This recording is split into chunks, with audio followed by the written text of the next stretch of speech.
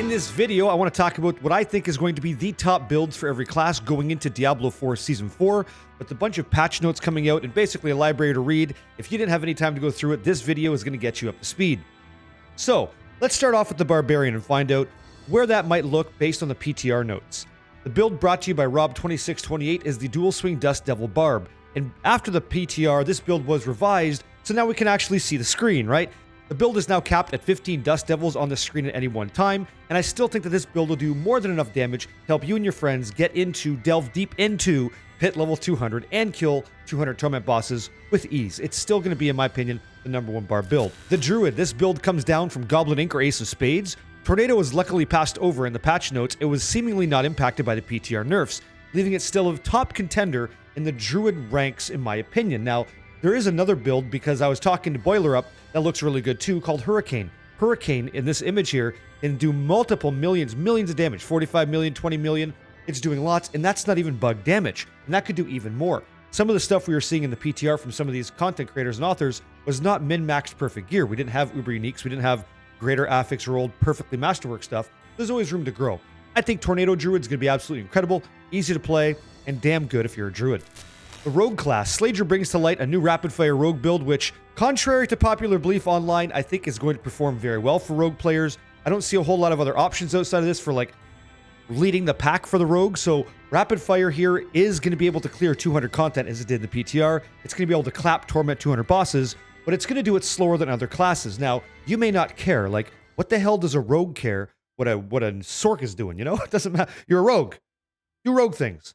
The Necromancer. Ponyhoff came up with a pretty solid character in the Necromancer Summoner build. And there's a lot of people that are going to go this way.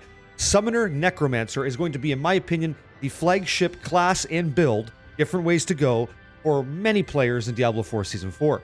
Remember that your minions get the stats and powers of your Necromancer. So Thorn's Necromancer Summoner could be a thing. The Golems are hitting for like billions of damage. But there is this little bit of vague information inside the patch notes. It says that overperforming and underperforming tempering affixes have been reworked, but we have no specificity on that, so we don't know what the hell that means. Like, the expectation is that it should be performing in a certain range, but what is that range? I have no idea. Regardless, this build is still going to be one of the strongest ones out there. It can easily walk through the content in the PTR, and I imagine that's going to be the exact same thing when we hit live. Finally, the Sorceress. So I'll be playing, I call it Fractured Orb, Fractured Winterglass Frozen Orb. This thing will easily clear Pit level 200, it can dominate 200 Torment bosses, and there's nothing holding it back. Now, this did receive roughly a 30 to 50% damage nerf based on the PTR notes that we got after we saw what Blizzard did. But I don't think that that's going to be so detrimental, so debilitating that we can't play the build anymore. As a matter of fact, I think this is going to be the front-running Sorceress build, and I'll kind of tell you why. In all the testing that I did, I was clearing content totally fine. I didn't have uber uniques like Starless Skies or Shaco, Harlequin Crest. I also didn't have perfectly masterworked greater affix roll stuff.